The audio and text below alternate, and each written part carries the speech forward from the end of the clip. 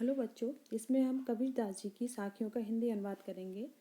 तो देखिए, पढ़ते हैं। मान सरोवर सुभर जल, हंसा केली कराही, मुक्ता फल मुक्ता चुगे, अब उड़ी अनंत न जाए। तो इसमें कबीरदास जी कहते हैं कि मान सरोवर क्या है? तिब्बत में स्थित एक पवित्र झील है। हंसा, हंस जो हंस पक्षी है। केली का अर्थ होता है कीड़ा यानी कि खेलना। सुवर माने स्वच्छ जल। ठीक है। तो कबीरदास जी कहते हैं कि मानसरोवर झील स्वच्छ जल से लबालब भरी हुई है। उसमें हंसा खेल रही है। ठीक है। दूसरे शब्दों में इसका अर्थ देखें, जो इसमें भाव, जो मुख्य भाव निहितार्थ है इसमें छुपा हुआ है, वो है कि मन रूपी सरोवर, क्या कहते हैं कि भक्त का जो मन रूपी सरोवर है वो आनंद रूपी स्वच्छ जल से भरा हुआ है। कैसे जल से भरा हुआ है? आनंद रूपी स्वच्छ जल से भरा हुआ है। अब उसमें शुद्ध जो मुक्त आत्मा रूपी जो हंस है, जो आत्मा रूपी हंस है, वो उसमें खेल रही है। ठीक है। मुक्ता फल मुक्ता चुगे, और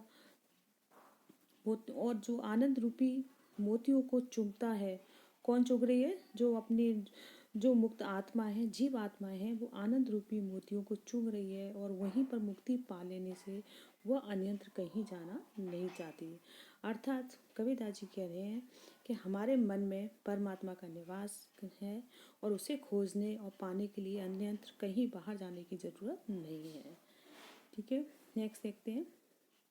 प्रेमी ढूंढत में फिरो, प्रेमी मिले न कोई, प्रेमी को प्रेमी मिले, सब बिस अमृत होए।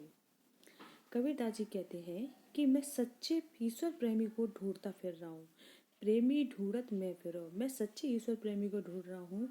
प्रेमी मिले ना कोई, लेकिन मुझे इस संसार में कहीं भी सच्चा प्रेमी, जो सच्चा ईश्वर भक्त है, वो मुझे कहीं नहीं मिला है। प्रेमी को प्रेमी मिले, सब बिस अमृत होए। आगे कबीरदास जी कहते हैं, जब ईश्वर के प्रेमी से ईश्वर का अन्य प्रेमी मिलता है, यानी कि ईश्वर के प्रेमी से प्रेमी मिलता है, तब मन की जो सारी विषय वासना है, सारे जो माया जाल के जो विचार हैं, वो सब विष जो किस में परिणत हो जाते हैं? अमृत में परिणत हो जाते हैं। अर्थात ईश्वर प्रेम के प्रवाह से हृदय आनंद से भर जाता है और सारी बुराइयां खत्म हो जाती हैं। ठीक है। नेक्स्ट देखते हैं। हस्ती चढ़िए ज्ञान को, सहज दुलीचा डारी, स्वान रूप संसार है, भूखन दे झक मारी। तो इसमें कबीरदास जी क्या कहते हैं? हस्ती, हस्ती यानी कि हाथी, हस्ती यानी कि हाथी, सहज सरल, दुलीचा, दुलीचा जो गद्दी होती है वो, आसन जिसे आसन भी कहते हैं, डारी यानी कि डालना। कबीरदास जी कहते हैं कि सहज समाधि का आसन बिछाकर ज्ञान के हाथी की सवारी करो। क्या कह रहे हैं? सहज समाधि के आसन बिछाकर डालकर ज्ञान की हाथी पर सवारी करो, अर्थात ज्ञान प्राप्ति के लिए सहज समाधि लगाओ। स्वान रूप संसार है, भूखन दे जग मारी, और जो कुत्ता रूपी, कबीरदास जी कहते हैं, यदि तुम्हारी आलोचना करने वाले इस कुत्ते की तरह भौंकते हैं तो तुम उनकी चिंता मत करो, क्योंकि वो स्वतः ही चुप हो जाएंगे। झक मारी आने की स्वतः ही चुप हो जाएंगे। इस संसार में जो मनुष्य कुत्ता की तरह जो भौंकते रहते हैं ना, अगर वो भौंक रहे हैं, वो कुछ भी तुम्हारी आलोचना कर रहे हैं, उस पर ध्यान मत दो, क्योंकि वो झक मारकर एक दिन चुपचाप अपने आप ही सब स्वतः ही चुप हो जाएंगे। नेक्स्ट देखते हैं। पखा पकी के कार ने, सब जग रहा बुलान, निरपक होय के हरि वजे, सोही संत सुजान। तो देखिए, पखा पकी यानी कि पक्ष और विपक्ष। ठीक है। पक्ष और विपक्ष। भुलान यानी कि भूला हुआ है। ठीक है। निरपक यानी कि निष्पक्ष होके, सोही, सोही का अर्थ है वही, सुजान यानी कि ज्ञानी। तो कबीरदास जी इसमें कहते हैं कि सब लोग किसी ना किसी पकापसी, मतलब पक्ष विपक्ष, यानी कि किसी न किसी संप्रदाय के समर्थ या विरोध में करने में लगे हुए हैं। किसी न किसी पक्ष विपक्ष के चक्कर में पढ़कर लोग सब भूल रहे हैं कि सब लोग जो मुख्य उनका जन्म लेने का उद्देश्य है वो सबको भूल रहे हैं। यदि वो निष्पक्ष होकर हरि का भजन करते हैं, निष्पक्ष होने का मतलब कोई धर्म से मतलब नहीं है, कोई संप्रदाय से मतलब नहीं है, ऊंच नीच से मतलब नहीं है, निष्पक्ष होकर बस हरि का भजन करे, वही सच्चा ज्ञानी है। ठीक है। हिंदू मुआ राम कही, मुस्लिम खुदा ही, कहे कबीर सो जीविता, जो दुई के निकट न जाए। तो देखिए इसमें कबीरदास जी कहते हैं हिंदू मुआ।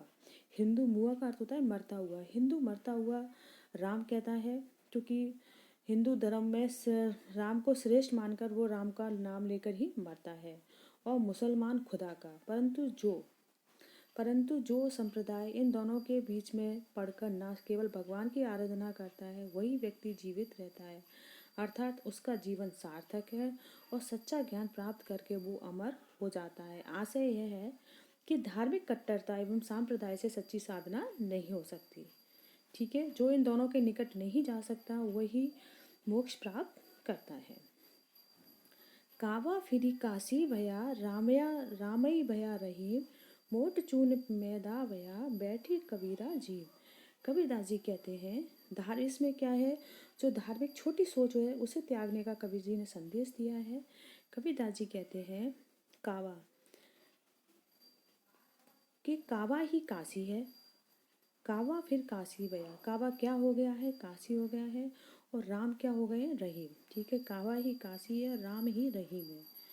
ठीक है, भाव यह है कि कावा काशी राम रहीम में कोई भेदभाव नहीं है।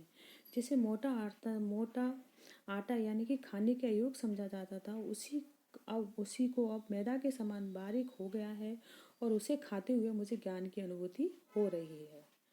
ठीक है, बैठ कबीरा जीव।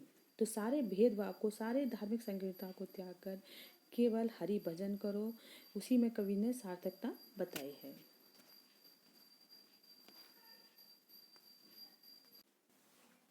ऊंचे कुल का जन्मिया, जे करनी ऊंची न होए, सुवरन कलश सुरा भरा साधु निंदे होए। इसमें कबीरदास जी कहते हैं कि केवल ऊंचे खानदान या श्रेष्ठ परिवार में जन्म लेने से कोई व्यक्ति महान नहीं बन जाता। यदि उसके कर्म ऊंचे कुल में जन्म लेने से कोई भी व्यक्ति ऊंचा या श्रेष्ठ नहीं बन जाता। ठीक है ना, कि इसके लिए केवल कर्म ही अच्छे होना जरूरी है। क्या होना अच्छे जरूरी है, कर्मों का अच्छे होना जरूरी है। जैसे कि सुबरन माने कि सोने के बर्तन में, सोने के कलश में अगर सुरा यानी कि शराब भर दी जाए तब भी वो निंदा का पात्र ही होगी, साधु उसकी निंदा ही करेगा। ठीक, अर्थात श्रेष्ठ कर्म करने से ही व्यक्ति महान अन्यथा निंदनीय होता है। ऐसा नहीं है कि केवल ऊंचे कुल में लेकर ही महान हो जाए, वो अपने कर्मों से ही महान या छोटा होता है।